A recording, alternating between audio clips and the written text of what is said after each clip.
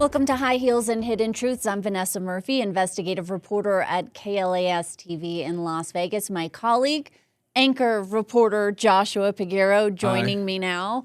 Thanks for joining me, Joshua. Thank you for having me. I've been waiting a long time to be on this show, but I know you get so many guests. Here it is. Yeah, here it is. So we're going to talk about a case that I think is just so interesting and tragic and heartbreaking, and you've been covering that. Yes. It really hasn't come to a conclusion, right? Because we need to learn more about what happened in jail. But we are talking about what appeared to be maybe a cold case. A woman died like 20 years ago, and then we learned recently her husband at that time is arrested for her murder. He is living in our community. Yep. Many people knew him in the fitness community. Yes. And then he ends up dead in jail. We are hearing he died by suicide. I mean, how would you even categorize this case? You know, it's very complicated. And, you know, the person in question, his name is David Vander Meer. He worked, as you mentioned, he was a part of the Las Vegas community. He was also a school counselor. Not only did he work in the yoga world, he was also a school counselor here for a charter school. And what we know so far is David Vander Meer in 2006 went with his wife, Bernadette Vander Meer, who you see right there, on a hiking trip. They were celebrating their 10-year wedding anniversary. They were both 29 at the time. And so they met. My understanding from her parents, they met at church when they were teenagers, both took part in a church play. And then things from there, they got married at the age of around 18. And this is, they went to Angel's Landing to celebrate a wedding anniversary, and she died. This was August of 2006. She ended up, according to him at the time, was that she fell off the Angel's Landing cliff. But police were always suspicious. They even said at the time that she died under suspicious circumstances. And here we were 20 years later. A few weeks ago, they made an arrest. Yeah. Our extraordinary photojournalist, Christopher Banca, put together sort of a brief montage of this case. Take a look. The Las Vegas man accused of killing his wife during a Utah hiking trip nearly 20 years ago is dead. In fact, he died while he was in custody. I was amazed that he got away with it as long as he did. I at least wanted him to spend time in jail and reflect on what he done. Maybe he have a chance to change. You know, you never know. He's not here, he's deceased. I would describe it as justice. A relief. Not to have to go to court. Let's take a quick break.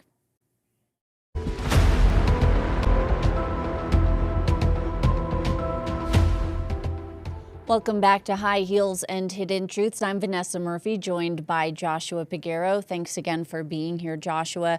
We've been talking about the case against David Vander Meer, what we described as perhaps a cold case, a woman dying 20 years ago under suspicious circumstances. We recently learned her husband, at the time, now arrested, then he is dead in jail. There is so much to this story, Joshua, and I want to start from the beginning because, I mean, I printed out the court documents. There's a lot to go through here, and from what I gather, we hear that David Vander Meer is working at a church and involved with youth. Yes, he was a youth pastor, and my understanding of between reading the court documents and talking to Bernadette Vander Meer's parents, who was the victim, was that Bernadette, worked.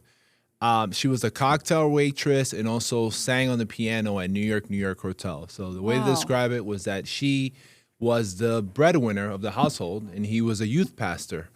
And she worked like the sort of overnight, late night shifts. And then 3 years before her passing, she started working during the day shift, and she noticed that she was getting calls from some of the teens taking part as part of his youth ministry. And one of them was a 16-year-old girl at the time. What we later find out was that David Vander Meer was accused of grooming a 14-year-old, starting a sexual relationship with her when she was 16, And then when she turned 19, the relationship ended. And apparently she's much older than that now, but she told prosecutors a few years ago, or investigators a few years ago, that on a few days before Bernadette Vander Meer died at Zion National Park, he told her that the only way they can be together if Bernadette was out of the picture. And then next thing you know, Bernadette ends up dying or falling under suspicious circumstances. Yes. And he ends up marrying the 19-year-old a few months later, and they ended up getting divorced 10 years into their marriage. Wow. So a lot to unpack there. And I think something to note is, unfortunately, we cover our fair share of sexual abuse cases, and unfortunately, we see many adults in a position of power where they've gained the trust of a child or teenager, and the relationship takes a turn. From reading these documents, police make it sound like that's what happened here. He's involved with a church, a youth group, and supposed to be helping, and the kids end up trusting him. I also read that he had given this teen sort of a secret cell phone. Yes, he did. Yeah, so there was a way that they could communicate, because Bernadette Vander Meer, according to her parents, started picking up clues because this teenager kept calling the house, and she's like, "Why is this teen calling?" And this teenager is the one who came forward and told investigators back in 2022 and last year that he planned Bernadette's killing. And that's what Utah investigators used, well, partly what they used, according to this court affidavit, to charge him with murder in this cold case. So if it wasn't for her, he would have never been arrested 20 years later. And so David Vander Meer and Bernadette are on this trip, and she thought it was unusual because they were often on a trip with the youth from the church, correct? But he says, just you and me, let's go on this trip. They are by Angel's Landing. I have never hiked that, but it is one of the most dangerous areas to hike. And he says that the sun is coming up, I believe, and that she ends up falling. And the law enforcement authorities at the time, trying to piece it together, like, this doesn't really sound right. It's not the spot where people usually fall. The time that he gave the authorities didn't really match up as far as where the sun would be coming from. But it sounds like at the time, Joshua, they didn't have enough evidence to charge him. No, they didn't. And even with this criminal affidavit that we read, Vander Meer's attorney, who I spoke with the day we found out, shockingly, that he ended up dying in jail, his name is Draskovich, said that the affidavit was weak because there was no witness to the crime. And so, which is, who knows what else Utah investigators have as part of evidence. But Vander Meer's attorney, who did not even get to talk to his client because his client ended up dying of allegedly of suicide. We still don't know the facts of it. That's just what they're saying, that it was suicide. Said that the case against him was very weak. Robert Draskovich is the name of the attorney. There is a very big factor here too, though. Vander Meer admitted to upping the life insurance policy before his wife's death. Yes. By a significant amount, correct? Yes, it went from 100, I want to say, 1,000 to like 600,000.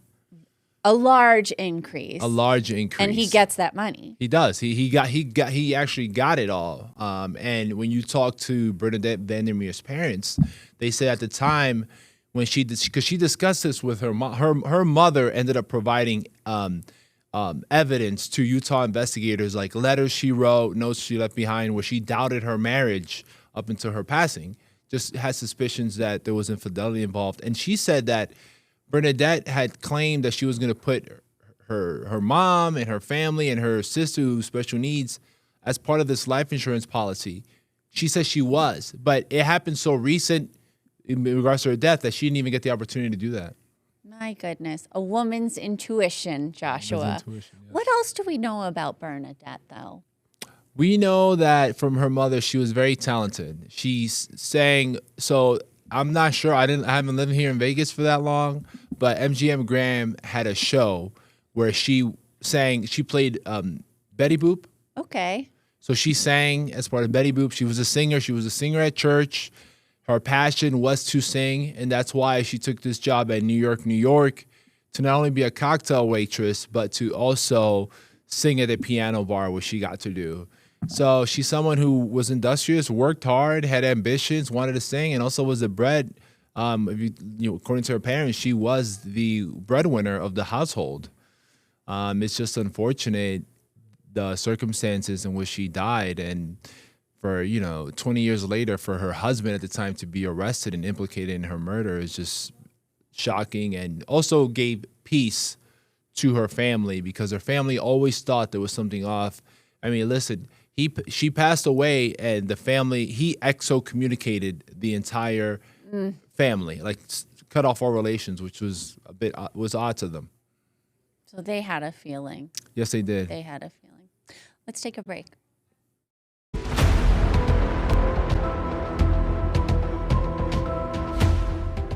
Welcome back to High Heels and Hidden Truths. I'm Vanessa Murphy, joined by Joshua Peguero, and we are discussing the case against David Vander Meer, recently accused of killing his wife 20 years ago. And now David Vander Meer is dead.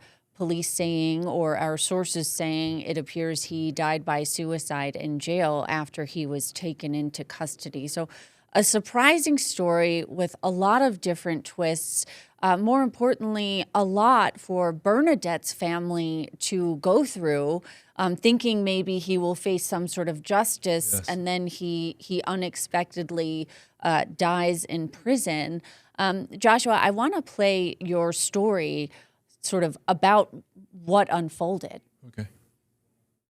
David Vander Meer was in the Clark County Detention Center, and the expectation was he would appear in court Thursday morning, but that's not what happened, and now the victim's family is seeking answers on what exactly occurred. Shocking and sad. Shocking and sad for Richard and Laura Gudenkoff because they waited 20 years to see their daughter's former husband, David Vander Meer, in handcuffs, but the moment was short-lived. I mean, I was amazed that he got away with it as long as he did.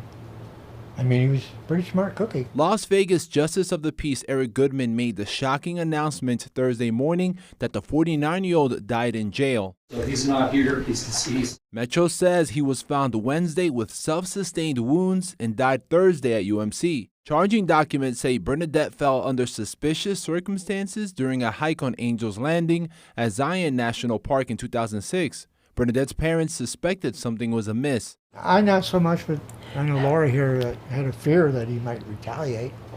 Yeah. Don't have to worry about that now. Vander Meer told investigators they were posing for photos at Angel's Landing. When he turned around, the 29-year-old fell. Police closed the case. But a tip in 2022 that Vander Meer, who was a youth pastor, was reportedly having a sexual relationship with a teen at the time of Bernadette's death, reopened the case. The case then went cold. But last year, another tip led investigators to interview the woman Vander Meer was reportedly seeing at the time. She told investigators he sexually abused her and told her days before Bernadette's death the only way they could be together was if Bernadette wasn't alive. Her parents say his jailhouse death is as close to justice as they'll get. I would describe it as justice. A relief.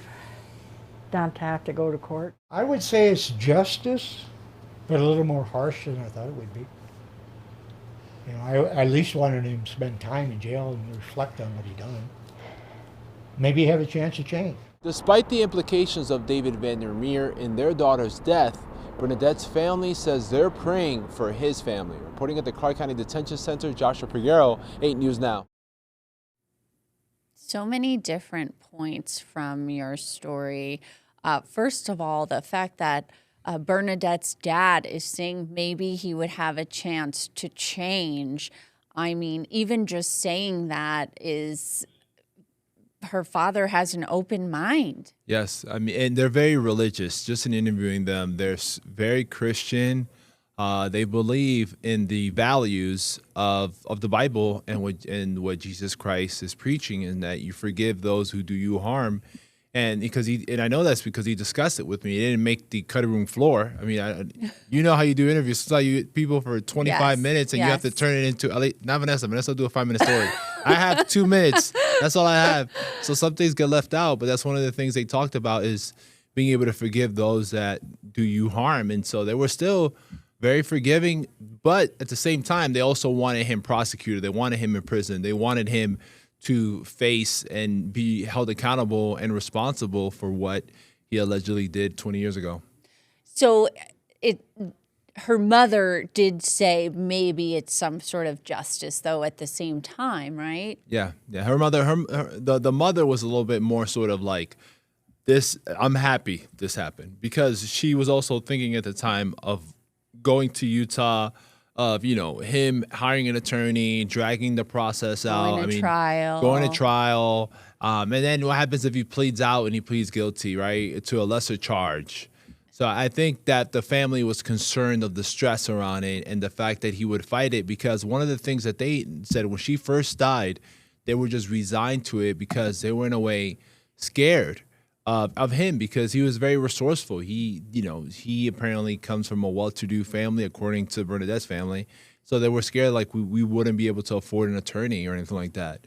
And so they just let it be. And then they had faith in God, turned to religion. And then look, 20 years later, their prayers were answered when he was arrested in a crime that they always knew he might have been involved in.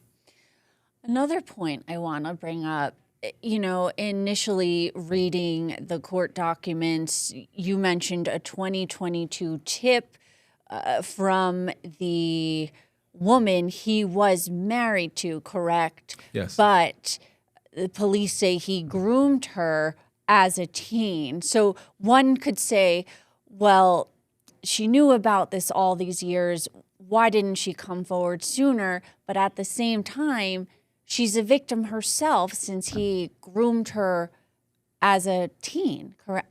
Yes. We're going to use her initials, SH, our initials. And I actually went to her house 2 weeks ago, tried to get her to talk on camera. She did not want to speak. She hopes to put this behind her. But think about it. This is traumatizing. When you're 14 years old, you're a youth pastor, and when you go to church and you're in a church setting, or a religious setting, whether it's church, a synagogue, or, an Islamic mosque, there's certain trust you have in religious figures as well as in schools, right? You have trust in teachers. And so she trusted this youth pastor. He abused the trust and manipulated her, groomed her, had a sexual relationship together. They got married. And then it took her, and then they got divorced after 10 years of marriage, because they got married a few months after Bernadette's death. There was a divorce 10 years after, as I remember the timeline correctly. And then it took her like at least another 10 years to come forward to police and realize, like, oh my God, he killed his ex-wife. I need to say something about this. Right. And she's probably processing the trauma she went through, but perhaps wanted to do the right thing. Now, fast forward to that court hearing where you learn that Vander Meer is dead. And it's your understanding his attorney, Robert Draskevich, it was new information to him. No, he didn't even know. There was like a large gasp. It was like a room of media, because this is like a story that turned national, international. 20 years later, a cold case gets solved. A woman pushed off a cliff over, life insurance money. And then we were all there. And then Robert Draskevich shows up to represent his client to try to get him out of jail. And the master of the court, or justice of the peace, says, your client is deceased. And he's like, what? News to me? So, but in that same vein, as I told you earlier, his attorney, Robert Draskevich, still believed that the case was weak. That's what he believed. We'll never know if it truly was weak, because Vander Meer allegedly died by suicide, so he's never going to stand trial for those crimes. And for viewers who may not be in Las Vegas, Robert Draskevich is a pretty well-known criminal defense attorney here. He's solid. He has big cases. We've seen him get his clients some pretty good plea deals. He also defended Robert Tellis. politician accused of killing a journalist. So Robert Draskevich, again, a high-profile attorney here, and it's interesting that you said that information appeared to be new to him. Yeah. Now, moving forward, we need to dig, right, on what happened in jail, Yes. right? He's in the Clark County Detention Center, we're hearing, yeah. and Yeah, he was in the Clark County Detention Center. My understanding was that he was hospitalized on a Tuesday. Excuse me, that was a Thursday court hearing. He was hospitalized on a Wednesday, sent to UMC, and then Thursday he was deceased. And the way I understood it, according to people who are close to this investigation, is that he died by suicide. He hanged himself. We don't need to go into the details, but that's how he was found, and they try to, took him to the hospital, hoping that he can be, resuscitated or brought back to life, but he wasn't. And, Clark County Detention Center, what's going on? And I know that you've done stories previously on certain issues with the jail here in Las Vegas, so I just wonder what the process is next. I'm not sure what happens. yeah, next. so I'm sure there's an internal investigation underway, and then also the Clark County coroner does its own death investigation, and oftentimes that's where we get our information. Police not always handing over the info, but those coroner reports, for the most part, are public record. That can take months. It can take a long time. We will certainly try to get our hands on that to figure out exactly what happened. But another point to this story, Joshua, I mean, here you had David Vander Meer living and working in our community with children. I also read in the court documents there were allegations that, he had turned to insurance quite a bit to get some money back for maybe some missing equipment or this or that. So certainly a pattern here. But you mentioned he was working at a school. Yeah, he was a youth counselor, and the school still hasn't, to my knowledge, released, sort of more information on like how was he able to work closely with students, given the fact also before we end that he was fired from his church. The youth he went from youth pastor to pastor, and then was fired for giving kids alcohol, according to this court affidavit. Which what? So David Vander Meer not only accused of murder, but accused of repeatedly victimizing children and abusing the insurance system. But great job covering this story, and certainly our hearts go out to Bernadette's family, her parents. We always hear that there is nothing like losing a child. So really tragic story, but we'll continue to try to uncover what exactly happened in that jail. Thanks again, Joshua. Thank you for having me. Appreciate it.